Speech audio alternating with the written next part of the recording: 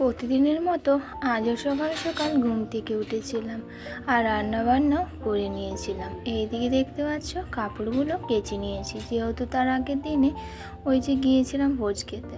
তো যাই হোক, ভোজ খেয়ে এসে নিয়ে সেটা শরীরটা খুবই খারাপ, সেদিন থেকেই শরীরটা খারাপ খারাপ করছিল। তো যাই হোক, রাতের মধ্যে ওষুধ দিয়েছিলাম, তাও জ্বরটা ছাড়ায়নি। কি বলো তো, মানে রোদে গরমে যাওয়ার কারণে হয়েছে হয়তো, না হলে কি আর বলবো, কিছু বলারই নেই। মানে এতটাই শরীর খারাপ যে তোমাদেরকে বলে বোঝাতে পারছি না। হেসে খেলে বেড়ানো ছেলেটা আজ আমার চুপচাপ শুয়ে আছে। আর এই যে রাতে ওষুধ এনেছিলাম, তো সেই ওষুধগুলো দিয়েছি। তো যাই হোক, এখনও জ্বর ছাড়েনি। তারপর পরে আবার ওষুধ চেঞ্জ করেছিলাম, ওই যে প্যারাসিটামলটা সেটা চেঞ্জ করেছিলাম। তো যাই হোক, জ্বরটা ছেড়ে গিয়েছিল, পরে রাত অবধি জ্বরটা ছেড়ে গিয়েছিল। আর এত রোদে গরমের জন্যে মানে হয়তো প্রচুর রোদের জন্যে রোদে যেহেতু গিয়েছিলাম 12টার সময়, সেই জন্যে সে রোদটা লেগে নিয়ে হয়তো শরীরটাও বেশি খারাপ হয়েছিল। তার উপরে ওইখানে যেয়ে ভোজ খেয়েছিল। তো যাই হোক, কী করবো বলো, কিছু করার নেই। আর এদিকে দিদি অনেকগুলো আম দিয়ে পাঠিয়েছিল আর শাক দিয়ে পাঠিয়েছিল। আর এদিকে মামা বাড়ি থেকে নিয়ে এসেছিলাম খেজুর।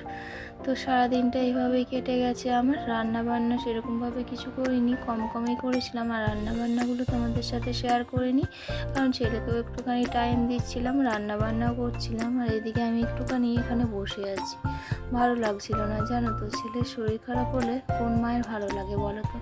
দেখতে পাচ্ছ ছেলেটা আমার একদম গুড় হয়ে আছে। তো ঘরেও শুচ্ছিল না, বাইরেও শুচ্ছিল না। তো সেই জন্য ওকে বললাম, চলো বাইরে বারান্দায় শুও, আমি একটু তোমায় হাওয়া করে দেবো আর তোমার পাশে শুয়ে থাকবো। আর ছোটো বাচ্চা বলে সবসময় মা করে, এরকমই ওর যদি শরীর ভালো থাকে তাহলে ও অতটাও মা করে না। খেলে বেড়ায়, দুর্গা মন্দিরে খেলতে যায়, বই নিয়ে বসে থাকে, কখনো হয়তো ড্রয়িং করে। তো আর শরীর খারাপ হলে ও ছোট থেকে এরকম অভ্যাস জানো তো, শরীর খারাপ হলেই মায়ের সাথে থাকবো, সবসময় মায়ের সাথে থাকবো, এটাই ওর মনে হয়। আর এদিকে শাশুড়ি মাও বসে আছে, তিনজনেতে এখানে বসেছিলাম।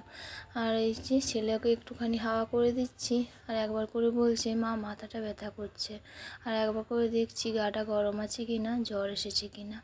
আর জল ফুটিয়েও দিয়েছিলাম জানো তো, অনেকবার জল ফুটে দিয়েছি, গাটা ধুইয়ে দিয়েছিলাম, মুছিয়ে দিয়েছিলাম, মাথাটাও ধুইয়েছি। তো জ্বর কোনো মতে আর নামছিল না। তো সন্ধ্যাবেলায় আবার ডাক্তার এসেছিল, তারপর ওকে আবার ডাক্তার দেখিয়েছিলাম। তো সেটা তোমাদের সাথে আর শেয়ার করা হয়নি। শরীর ভালো না থাকলে মনটা এতটাই খারাপ থাকে যে ফোনটা নিয়ে ধরবো, ফোনটা নিয়ে যে ভিডিও করব, সেটাও আর মনে থাকে না। তো সেই জন্য আর দেখাইনি সেটা। তো দেখতেই পাচ্ছ ছেলে শুয়ে আছে, এখন বাজে প্রায় 12টা 1টা মতন।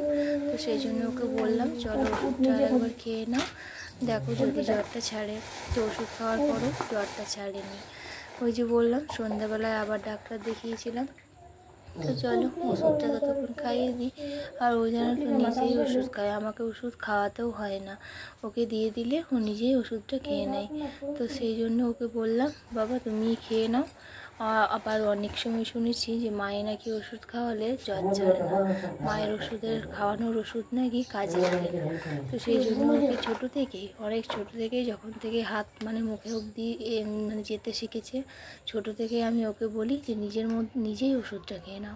কিংবা ওর বাবা থাকলে ওকে বলি যে তুমি ওষুধটা একটুখানি খাইয়ে দাও। তো সেই জন্য আর একটা ওষুধ ছিল, সেটা এখনও খুলিনি।